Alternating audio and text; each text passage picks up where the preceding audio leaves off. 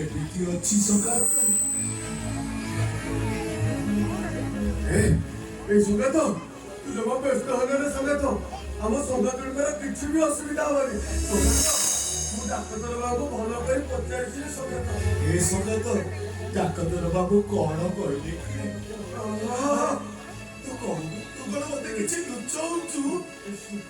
ସଙ୍ଗାତ ଭଲ ହେଇଯିବେ। अरे कितु अरे कितु कौन कि सगात ए सगात अरे कहूनु तते मोर कौन है कह ए सगात सगातुणीकर ऑपरेशन हवा पे अधिक भावे 5 लाख टंका दरकार।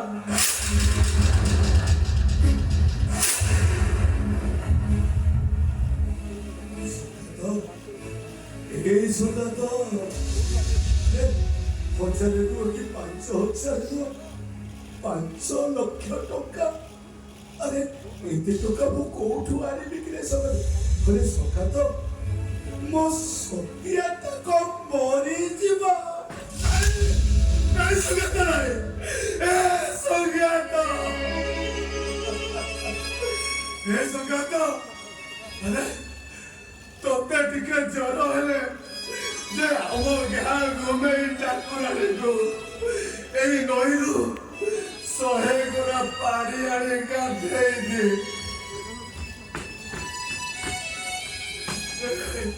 ए सगात एई हाथटारे तू ढोल बाड़े जेतले तू हाथटा फाटी जाए राती उजागर है जे तो हाथरे सोरिष तेल और रसुण मालिश कर दिए।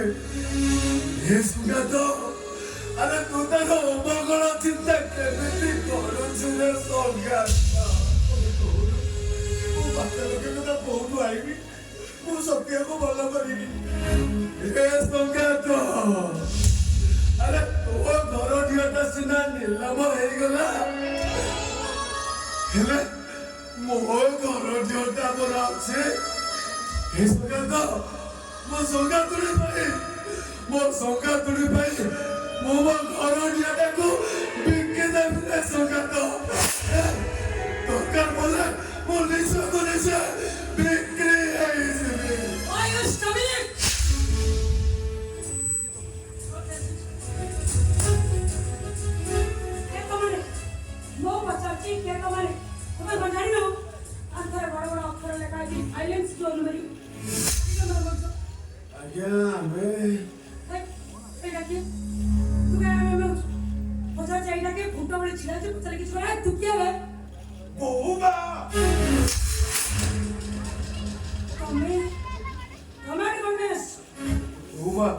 मो सत्याटा जो भीषण खराब से मेडिकल बेड पर मनी भारी कष्ट पाउची से की भाई आमे आसी 5 लाख कहले 5 लाख टका दरकार एते टका कोठु आनी होबा।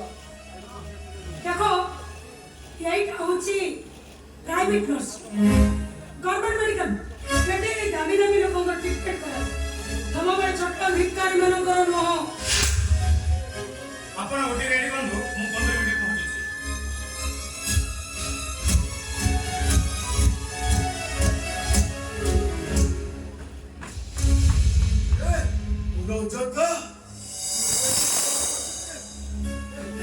या हॉस्पिटल में चाकरी करछी किंतु तमे एठी ए सगात आमे आसे ठीक जगह रे पहुंच जाय छे हमरो किछि असुविधा होली संगठन करो किछि असुविधा होली हमर रजत पर अछि। ए रजत रे तो पूरा देहटा भीषण खराब तू टिके ताको पहुंचेई दे रजत टिके पहुंचेई दे। रजत यामान को कहि दियो एइटा होची गोटे नर्सिंग होम अनाथ चिकित्सालय नो यदि प्रथम टंका डिपॉजिट करा जाए तापर रोगी को ट्रीटमेंट करा जाए। हजारे कि 5,000 लो बोमा 5 लाख टका मु कोठु आइबी ने मो सत्य को फॉलो करिबी। पाखर जदि टंका नै हॉस्पिटल आसे पे साहस कलो केमिति? भगवान करे आइले रे हम गां डॉक्टर खाना को जाइतलु से डाक्तर पुरा एठिकी पठेई देले अरे तू ए हॉस्पिटल में चाकरी करती बोली मु जानि जातिली रे ये रजत तो बहुटा को तू टिके भलो करी दिए रे हां तागर तो स्टेट मोर तोरा स्टेट के की राष्ट्रपति ना प्रधानमंत्री तोरा श्री मरि गले राज्यटा अचल हे जिवो भौमा हेले भी से तम बड़ा बड़ भौरी परी हे भौमा तमे तमे कौन जानिच कि न जानिच से कथा को जानिनी भौमा हेले सेई संगातुलीर त्याग पाई से संगातुलीर त्याग पाई ए रजत जाजी डाकदर हेइछि डाकदर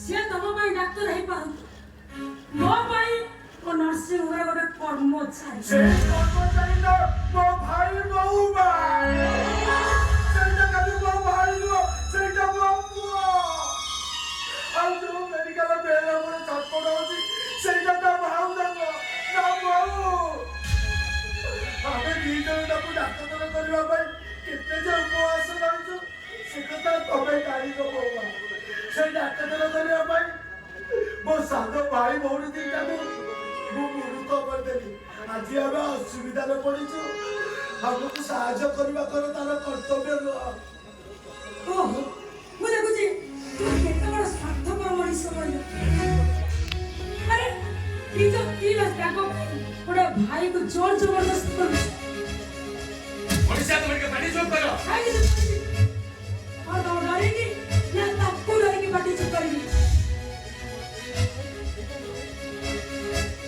सुनो जे निचो स्त्री को बोलते निचो भाई को भिखारी सजे क्या निचो स्त्री को बोलते रे भाई निचो भौरी को बेस्या पड़ा को पठेगी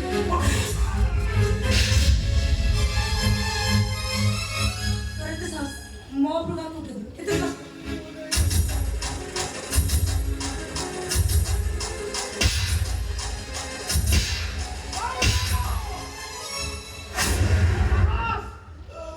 हमें मो भाई को मारी देबी मारी देबी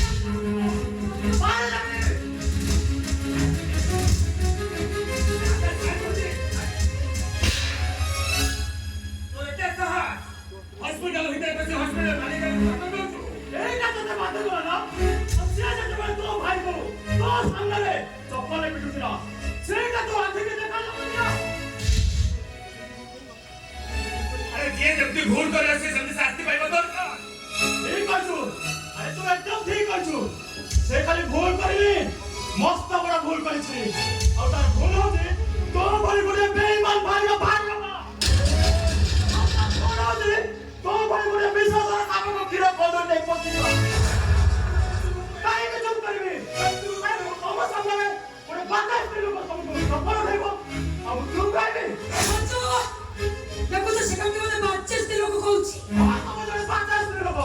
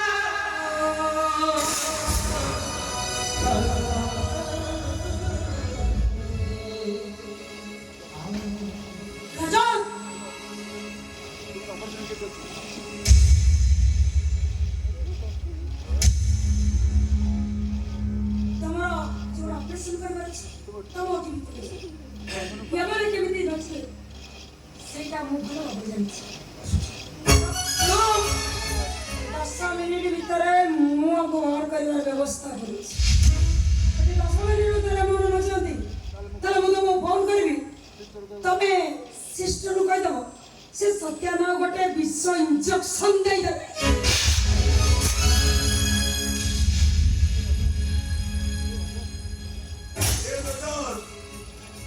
अरे वो पता नहीं किसकी क्या अरे तो बहू ना उनके बाल ना करते वो पता नहीं के सुनी जा रहे ना तो भाउजो भाउजो ମୁଁ ତମକୁ ହାତରେ ଉଠେଇ ମୋର ଭୁଲ କରିଛି ଭାଉଜ। ଏଇ ଦେଖ ଭାଉଜ ତୁ କାନମୁଳି ଜାଦା ମାରୁଛୁ ଆଉ ବସୁନି ଭାଉଜ।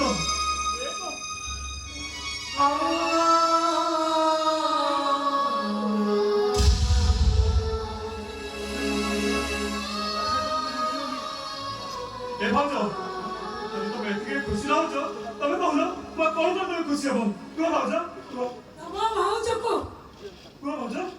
ଜିଅନ୍ତା କବର ଦେଇଦବ।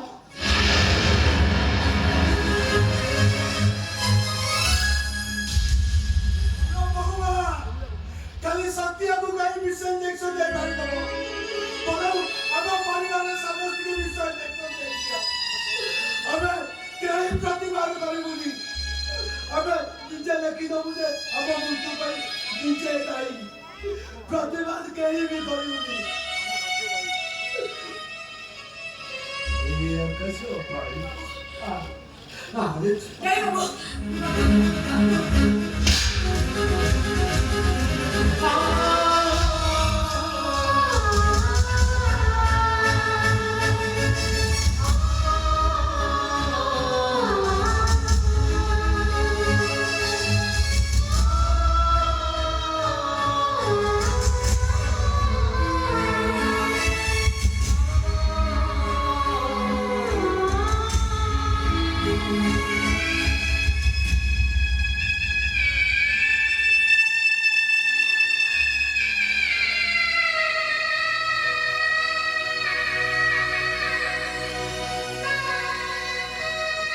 सत्या तू सुनेली का मेरे ब्रो तुझी चाली असं तो काय की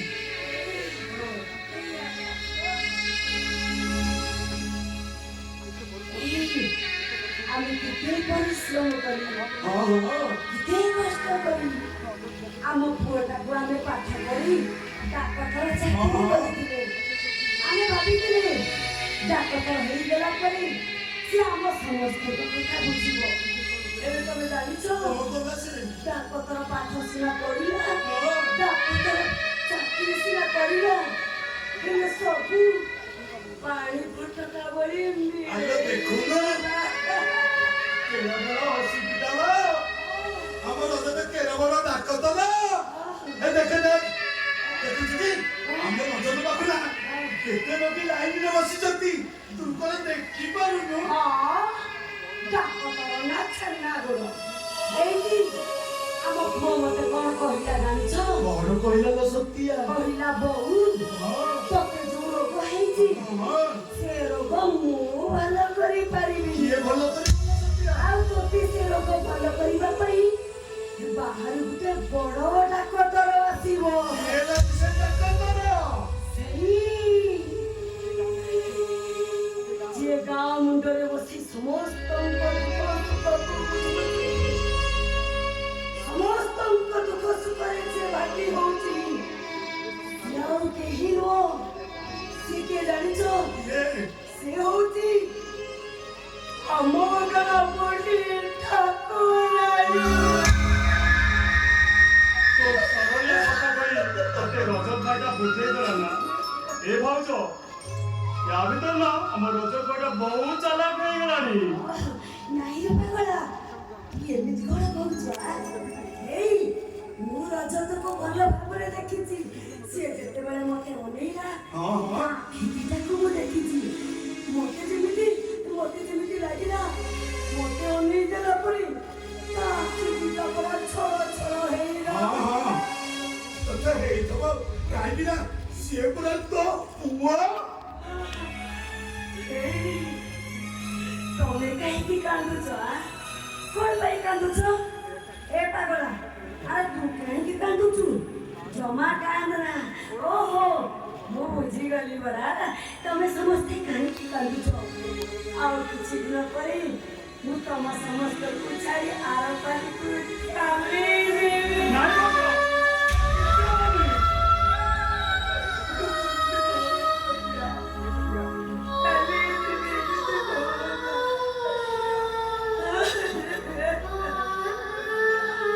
ଏ ସତରେ